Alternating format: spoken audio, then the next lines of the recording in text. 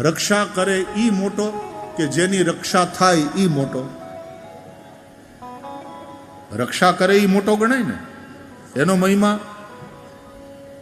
એમ ભગવાનના નામથી ભગવાનની રક્ષા, તો ભગવાન મોટા કે ભગવાનનું નામ મોટું? એટલા માટે તુલસીદાસજી કહે છે, મોરે મત બડ નામ દોતે, राम से बड़ा राम का नाम. और नाम तो सबके पास है ही है, हम सबके पास नाम है भगवान का. तो नाम लेते रहो, नाम जपते रहो.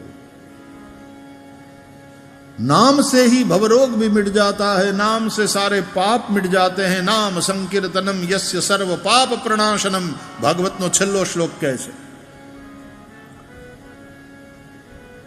नाम लेता आनंद ना आवे, रस ना आवे, एनु कारण आपड़ा पाप. मिश्री मीठी जोई छे, पण जेने मीठी न लागे तो एम मानवानुं के एने पित्तनो प्रकोप छे. जेने पित्तनो प्रकोप होय ने एने मिश्री मीठी न लागे. एम पाप रूपी प्रकोप ने कारणे भगवानना नामनी मधुरतानो अनुभव न थाय. કે મને કેમ ભજનમાં મજા નથી આવતી, નામ જપમાં મને કેમ આનંદ નથી આવતો, મને ધૂન બેઠી હોય ત્યાં જઈને બેહવાનું કેમ મન નથી થતું, મને કેમ બીજા નશા કરવાનું મન થાય છે, અને આ નશો, આ આનંદ હું નથી લઈ શકતો. પાપ નડે છે, પાપ રૂપી પિત્તનો પ્રકોપ. તો શું કરવાનું? પિત્તના પ્રકોપને કારણે મિશ્રી મીઠી ન લાગતી હોય તો શું કરવાનું? કે ભલે મીઠી ન લાગે તોય મિશ્રી ખાવાની, મિશ્રીનું સેવન કરવાનું. કારણ કે મિશ્રીનું સેવન કરવાથી જ પિત્ત ધીમે ધીમે ધીમે શાંત થશે. ત્યારે તમે તળેલો ખાઓ, તીખું ખાઓ, બહુ ખાટું ખાઓ તો પિત્ત વધે. મધુર રસનું સેવન કરવાનું, તો પિત્તનો પ્રકોપ ધીરે ધીરે ધીરે ધીરે શાંત થાય. એમ ભગવાનનું નામ લેતા મજા ન આવતી હોય તો શું કરવાનું? કે ભગવાનનું નામ લેવાનું.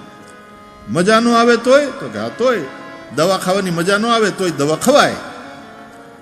રોગ મટે એવું જો ઈચ્છતા હોઈએ તો. તુલસીદાસજી એટલા માટે કહે છે, ભાય કુભાય અનખ આલસહુ, નામ જપત મંગલ દિશી દસહુ. ભાવે કભાવે, જે રીતે પણ ભગવાનનું નામ લેવાય, ભગવાનનું નામ લેવું. મિશ્રીના સેવનથી ધીરે ધીરે પિત્તનો પ્રકોપ શાંત થતો જાય છે. જેમ જેમ એ પ્રકોપ શાંત થાય તેમ તેમ પછી ધીરે ધીરે મિશ્રીની મધુરતાનો અનુભવ થવા માંડે છે.